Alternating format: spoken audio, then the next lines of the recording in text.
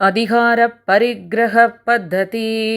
श्रीमान् वेङ्कटनाथार्यः कवितार्किककेसरी वेदान्ताचार्यवर्यो मे सन्निधत्तां सदा हृदि अधीष्टे पादुका सा मे यस्याः साकेतवासिभिः अन्वयव्यतिरेकाभ्याम् अन्वमीयत वैभवं मोचितस्थिरचरानयत्नतः कोसलाञ्जनपदानुपास्महे येषु कांश्चन बभूव वत्सरान् दैवतं दनुजवैरिपादुका साम्राज्यसम्पदि वदास जनोचिता त्वं रामेण सत्यवचसा भरताय दत्ता सत्वां निवेश्य चरणावणि भद्रपीठे पृथ्वीं बुभोज बुभुजे च यशो विभूतिं भोगाननन्यमनसां मणिपादुके त्वं पुष्णासि हन्त भजताम् अनुषङ्गसिद्धान् तेनैव नूनमभवत् भरतस्य साधोः अप्रार्थितं तदिह राज्यमवर्जनीयं रामप्रयाणजनितं व्यपनीय शोकं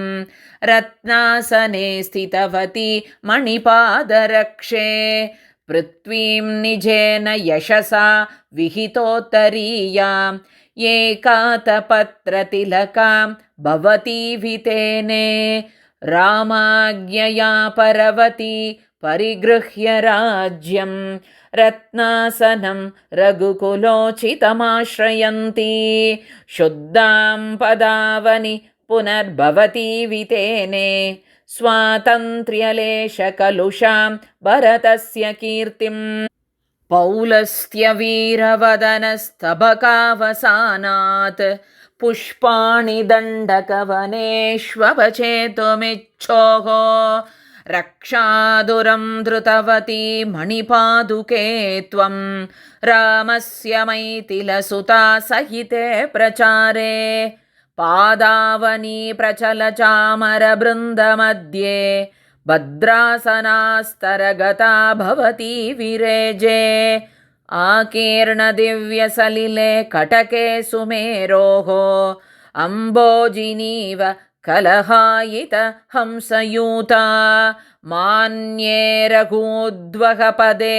मणिपादुके त्वां विन्यस्य विग्रहवतीमिव राज्यलक्ष्मीम् आलोलमक्षवलयी भरतो जटावान् आलम्ब्य चामरमनन्यमनाशिषेवे प्राप्ते दिवं दशरथे भरते विलक्षे पर्याकुलेषु वृषमुत्तरकोसलेषु त्वं चेदुपेक्षितवती क इवा भविष्यत् गोपायितुं गुहसखस्य विभोः पदं तत् भ्रातुर्यदम्बविरहाद् भरते विषन्ने दाक्षिण्यमाश्रितवती मणिपादुके त्वम् आसीदशेषजगतां श्रवणामृतं तत् वाचालकाहलसहं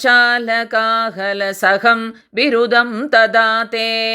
राज्यं तदा दशरथात् अनुरामतः प्राक् बिभ्राणया चरणरक्षिणि वीतकेदं तुल्याधिकारभजनेन बभूव धन्यः वंशस्त्वयाम्ब मनुवंशमहीपतीनां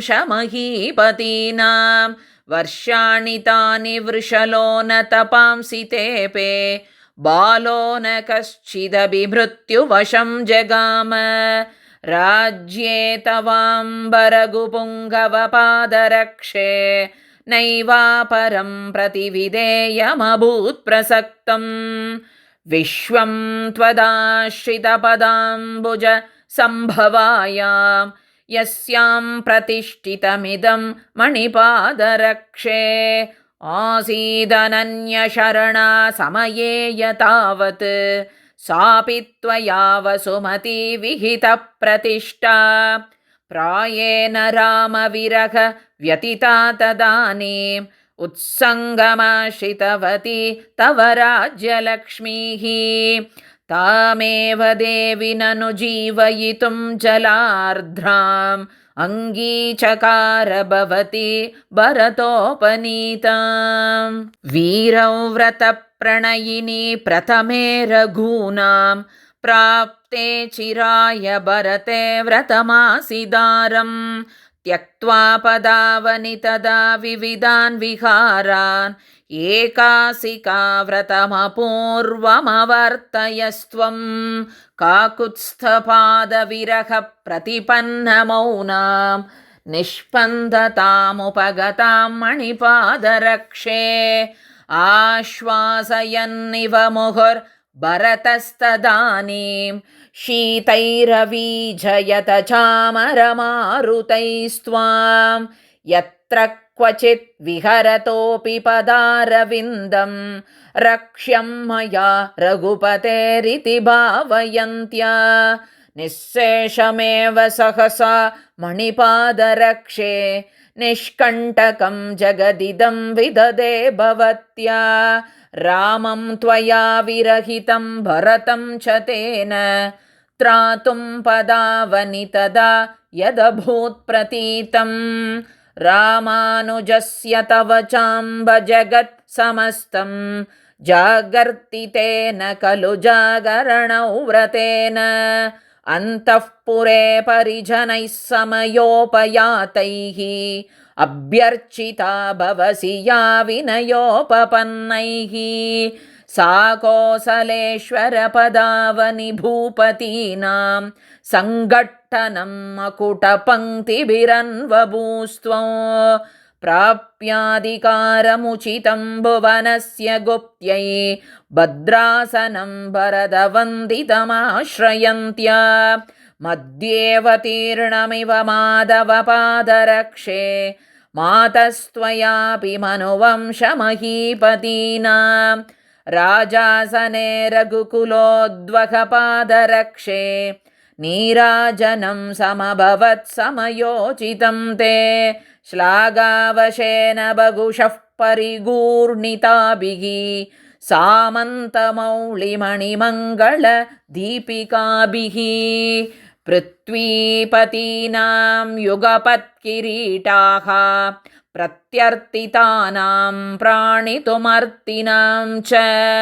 प्रापुस्तदा राघवपादरक्षे त्वदीयमास्तानिकपादपीठं प्रणम्य रङ्गेश्वरपादरक्षे दूरोपनीतैरुपदाविशेषैः सभाजयन्ति स्म तदा सभायाम् उच्चैस्तरामुत्तरकोसलास्त्वाम् अपावृतद्वारमयन्त्रिताश्वं रङ्गेशपादावनि पूर्वमासीत् त्वया यदृच्छासुखसुप्तपान्तं रामेव नस्तेऽपि पदं रघूनाम् अनन्यभक्तिर्मणिपादुके त्वाम् अभ्यर्चयन् दाशरथिर्द्वितीयः विकल्प्यमानः प्रथमेन कीर्त्या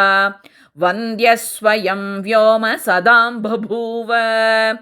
अरण्ययोग्यं पदमस्पृशन्ति रामस्य राजार्हपदे निविष्टा आस्थाननित्यासिकया निरास्तः स्वर्गौकसां स्वैरघतेर्विघातं राजासने चेद्भवती निषन्ना रङ्गेशपादावनि तन्न चित्रं यत्राधिरूढाः क्रमशः पुरा त्वाम् उत्तंसयन्ते रघुसार्वभौमाः भद्रासनं चेत्परिवृत्तमासीत् देवि क्षणं दक्षिणतो मुखं ते कथं भवेत् काञ्चन पादरक्षे रामस्य रक्षो मृगया विहारः यावत् त्वया राघवपादरक्षे जिगीषिता राक्षसराजधानी मालेव तावल्लुलिता मदान्धैः उद्यानशाखामृगयूतपैस्ते महीक्षितां राघवपादरक्षे भद्रासनस्तां भवतीं स्पृशन्तः पूर्वं तथा त्वे नियतेऽपि भूयः कल्याणतामानशिरे किरीटाः अनिच्छतः पाण्डरमातपत्रं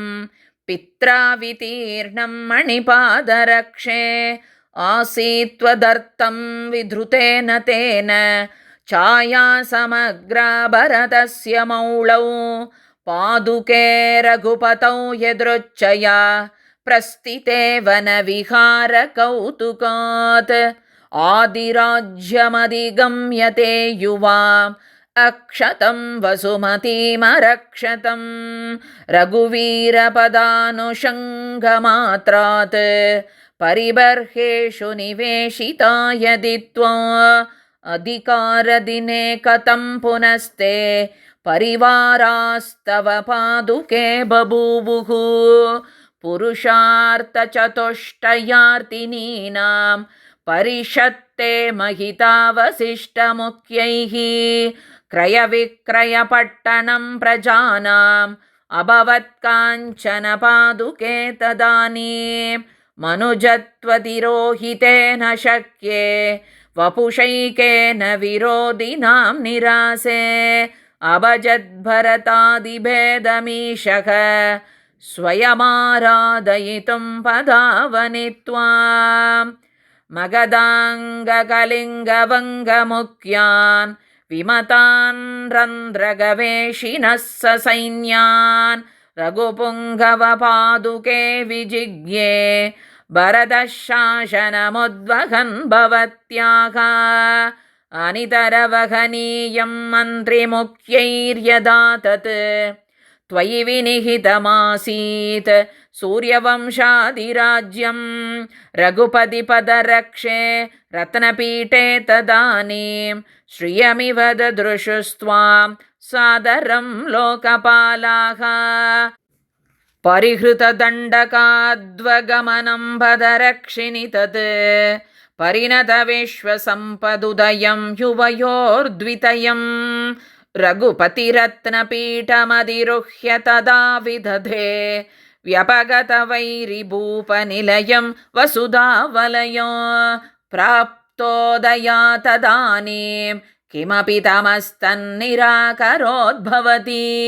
तनुरिव मनुकुलजनुषां प्रसवित्री रत्नपादुके सवितुः इति श्रीरङ्गनाथपादुकासहस्रे अधिकारपरिग्रहपद्धतिः षष्ठी।